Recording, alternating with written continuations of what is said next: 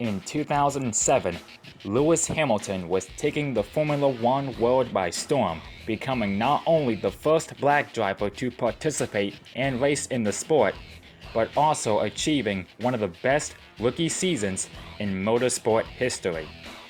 Having won 4 races with the Vodafone McLaren Mercedes team, Hamilton, as well as his teammate Fernando Alonso, came up short by just 1 point in the season finale in Brazil to Ferrari's Kimi Raikkonen. In 2008, the tables turned. The Dream Team slogan at the McLaren organization with drivers Hamilton and Alonso was no more after a single season, when Alonso went back to Team Renault. For Lewis Hamilton, he stayed at McLaren. The number 2 driver partnering up with Lewis was also entering his sophomore year in Formula One, Heikki Kovalainen. Regarding Heikki's rookie season, also from 2007, he showed he had the speed and was somewhat consistent driving in Renault equipment, even scoring a podium late in the season in Japan, finishing second to, ironically, Lewis Hamilton. Despite the lone podium and ranking 7th overall in the standings, it obviously wasn't enough to win Rookie of the Year honors. However, it was enough for Ron Dennis to take notice to give him a shot to improve his performance over at McLaren, to pilot the MP4-23, which is the same paint scheme as the previous season, but the car had some tweaks and modifications to the chassis. With that said, with Kovalainen and Alonso swapping places, and Hamilton staying at McLaren, who had the better edge at the end of it all? The answer was Lewis Hamilton, and here's how he pulled through.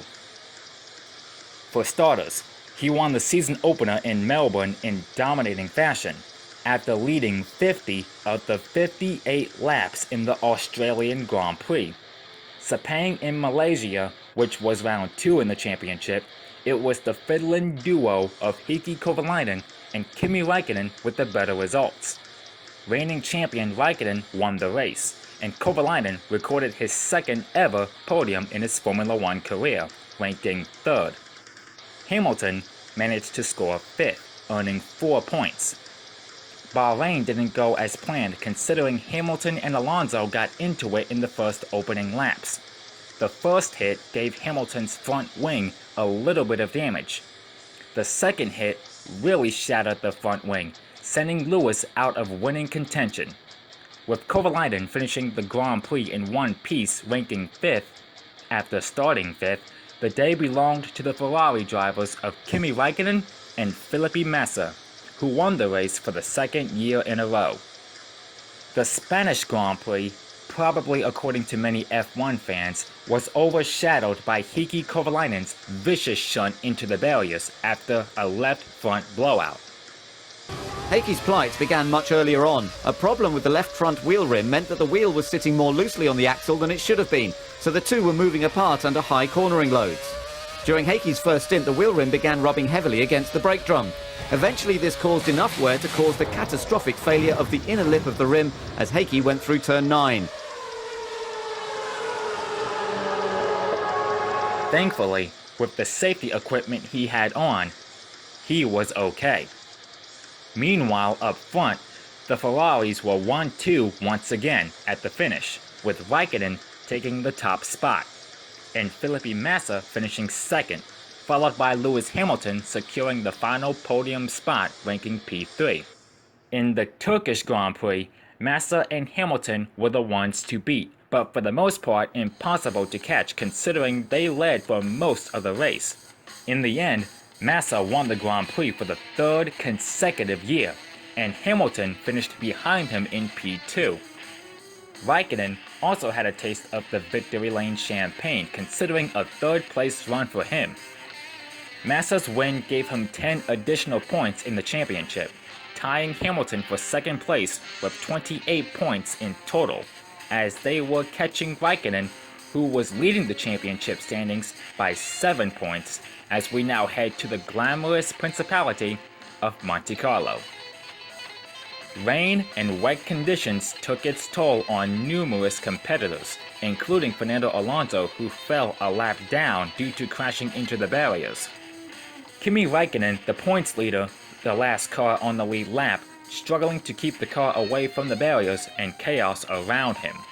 Kovalainen really didn't do much, but was able to finish ahead of Kimi, finishing 8th, nabbing the final finishing position point. Massa and Hamilton once again ran up front for most of the 76-lap race. Hamilton at one point during the race had suffered a puncture after his car kissed the barrier, but despite that, he came back, and instead of finishing second like the season prior, he ended up winning the crown jewel. Hamilton had always dreamt of winning on the streets of Monaco, just like his hero Ayrton Senna. At his second attempt, he contributed to McLaren's illustrious history at the circuit, and he became the first Englishman to win there since Graham Hill in 1969.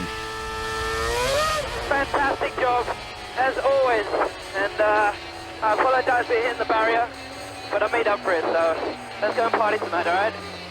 With the win came 10 points, and as a bonus, he now has control of the points lead in the standings.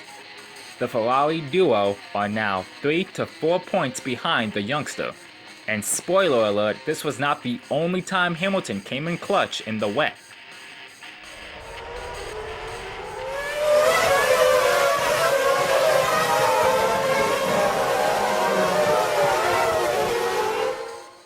Things didn't come together in Montreal as championship contenders Hamilton and Räikkönen crashed at the exit of the pit lane. But he'd already lost his lead, and then he just lost it completely. This gave Massa an open opportunity to gain some ground in the standings, and wheeled his Ferrari F2008 to a top 5 finishing spot. As for the race winner, it was a Polish man by the name of Robert Kubica, becoming the first and so far only Poland to win a Grand Prix, and it stands as Robert's only win in Formula 1. Previously, he had a huge, massive crash at the very same circuit. The next year, it was a redemption comeback. Considering Hamilton DNF'd the race, Kubica now had the lead in the championship. Hamilton slips back to second alongside Felipe Massa, as both are now 4 points off the lead. Kimi Räikkönen also had to pick it up as he's 7 points behind. The Ferraris were untouchable in the final race at the Monaco circuit in France. Massa wins the race while Räikkönen settles for second. Lewis Hamilton, on the other hand, had a grid penalty at the start, and as a result, he had to make up ground. Fast. He did just that. A little too fast, in fact, passing Sebastian Vettel, who was in a Toro Rosso, coming into turn 7, missing the apex, and cutting the corner. In response, the FIA punished Hamilton with a drive-through penalty. That cost him chances of finishing inside the points, ranking 10th, coming to the checkered flag. Leaving the circuit, the standings looked like this. Massa's win gave him the lead 2 points ahead of Kubica. Räikkönen moved up to 3rd, and Hamilton faded back to 4th. Silverstone created a big shakeup in the standings. With that in mind, Heikki Kovalainen, who won the pole, and Hamilton were the drivers that were able to master the typical Silverstone wet conditions despite a couple of woes and spins here and there. Felipe Massa, on the other note, had it worst, slipping and sliding all over the place, ending up back to front multiple times. Kovalainen led for the first 4 laps, while Hamilton led the most laps of 55 and took home the victor on home soil. The win relegated Hamilton from 4th to the top and became a 3-way tie between him, Massa, and Räikkönen, as all 3 had scored 48 points in total heading into the next race in Germany. Once again, Hamilton comes out on top, increasing his points lead in the championship, scoring the win at the Hockenheim ring. Coming into the Hungaroring, everyone wondered if Hamilton could win again, after not only his 2 consecutive winning streak, but also Budapest was where he scored one of his 4 wins in his rookie year the season before. For the young Britishman, he salvaged 5th and scored 4 points. Massa would have engine issues resulting in a disappointing 17th. Raikkonen was the highest finisher amongst the 2 drivers in the Big 3 to capture a podium finish. Even so, all eyes were on the first place finisher, Heikki Kovalainen. After suffering his fair share of misfortune in 2008, it was time for Lady Luck to pay Heikki a visit. His debut win ensured he was the 100th Formula One winner since the championship began in 1950.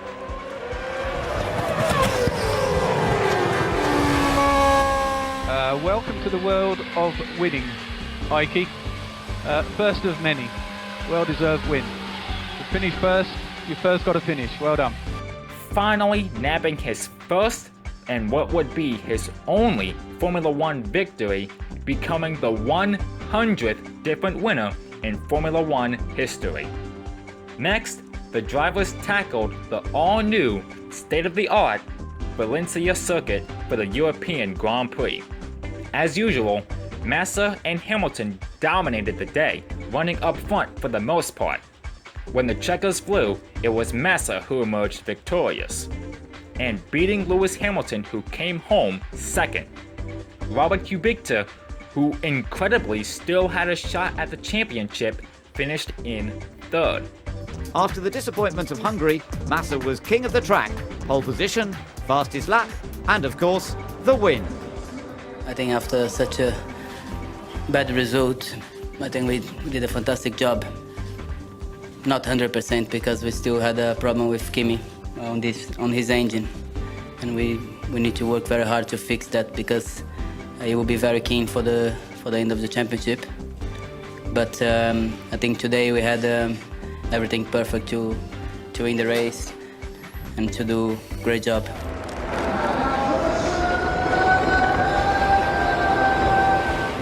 The win moved Massa ahead of Kimi and a step closer to leader Hamilton. Raikkonen's poor run let Kubica pile on the pressure, while Heidfeld failed to score once again. Ferrari still had the upper hand. Toyota edged away from Renault. There were questions to be asked at Red Bull, and Force India was still yet to score. A rainy day, when race time rolled around in Spa, could seize an opportunity for Hamilton to continue his consistent ways in the wet weather. Instead, on this particular day, that was somewhat a complete opposite. First, an early spin in the beginning stages on the first turn, then cuts the chicane, almost losing it going uphill through Redion. But still, despite all of that, he ends up winning, at least at first.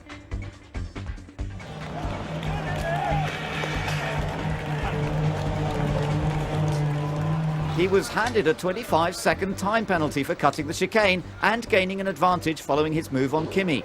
Only the FIA steward's opinion mattered, and when the official classification was released at 18:30 on Sunday evening, Hamilton had been relegated to third. At least he still finished on the podium and maintained the points lead. But just 2 points separate him and Massa, who was the actual winner.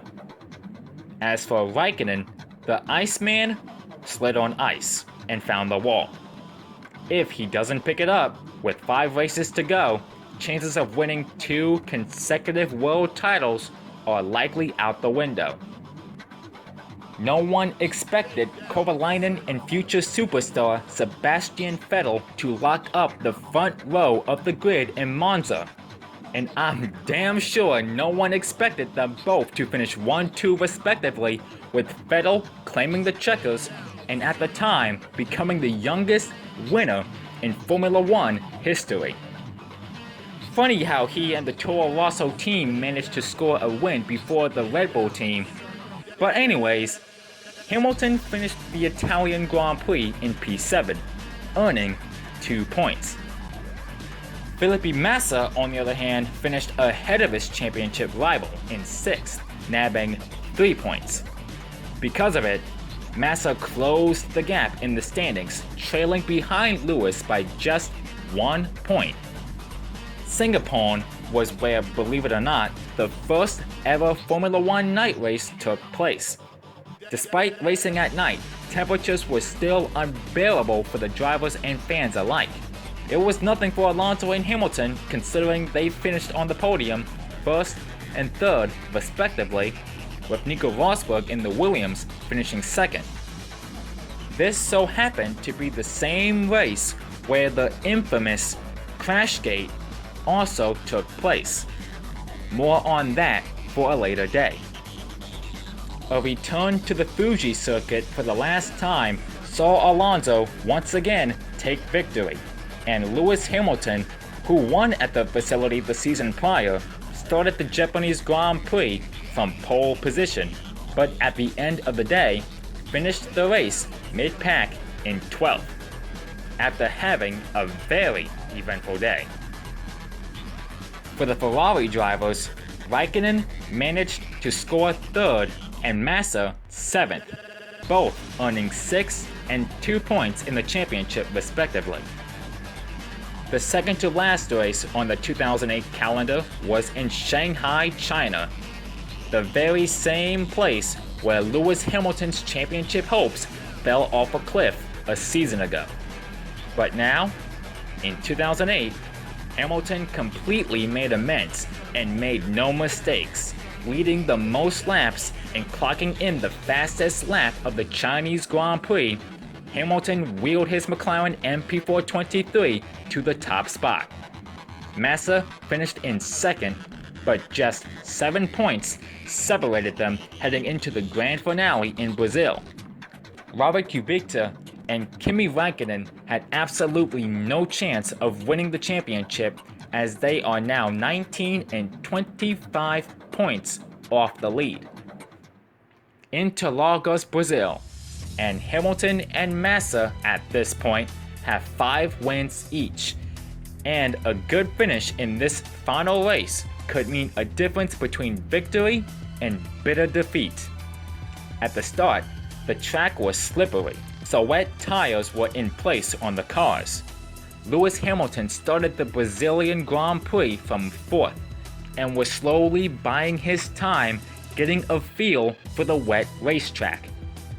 Before long, the conditions were changing, and making the switch to dry tires was the way to go when the track surface started to somewhat dry up. Exiting the pit lane, Hamilton merged back onto the track in 7th place. 5th or higher was all he needed to clinch the championship. Massa wasn't going to go easy on his championship threat, especially on his home ground. Clocking in the fastest lap of the race and leading 64 of the 71 laps en route to a win, Massa did everything he could to win the 2008 world title. And he did just that. But the celebrations from him and the Ferrari camp lasted for 40 seconds. Because moments later, Hamilton was in 6th, struggling to find the grip in the final moments.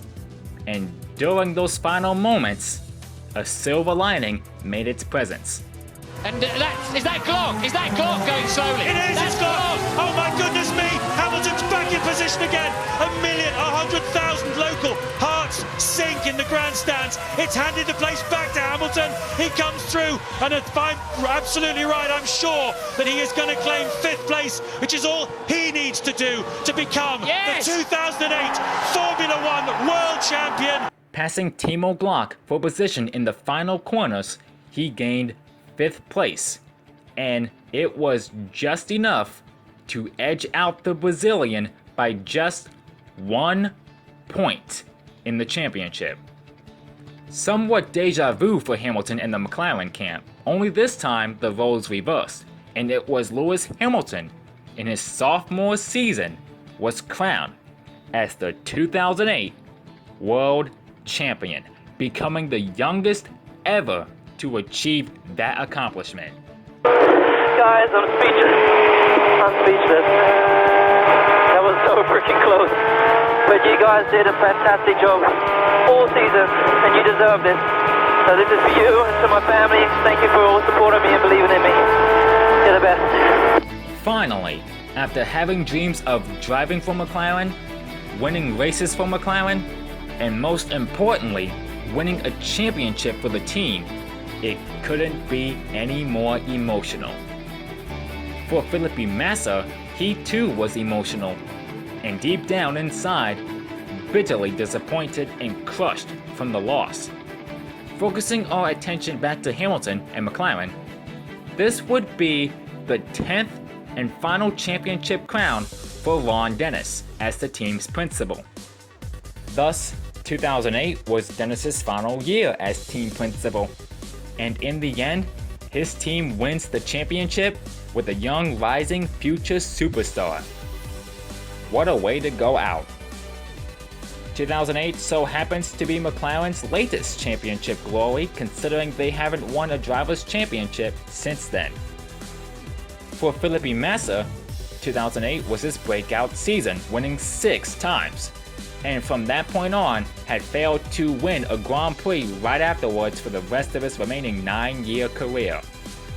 As for Lewis Hamilton, what became humble but small, bright beginnings in his first years in F1 at McLaren would turn that around to become one of the greatest drivers of all time. Hamilton picks up another win. It's the Belgian Grand Prix for Lewis Hamilton. So there you have it. That's the story of Lewis Hamilton's very first World Championship title. It wasn't easy for him, or Team McLaren as a whole, but they put the pieces of the puzzle together, and when the final results came in, they left Interlagos on a very high note indeed. For those wondering if I'm going to cover up a Missing Rings episode of Felipe Massa's 2008 season, the answer is yes. But however, I just don't know when, considering I have a bunch of other ideas rattling my mind, plus the overdue documentary Ayrton Senna Driven to Win is still yet to be released. So I'll leave it at that. But as I always say, if you enjoyed, show me the support smashing that like button, and to those that are new to this particular motorsport YouTube channel, smash that subscribe button and you'll stay up to date whenever a new video comes out. This is Calvin Marshall, aka Turn4 Productions, signing off the mic, and until next time, peace out, stay safe, and have a good one.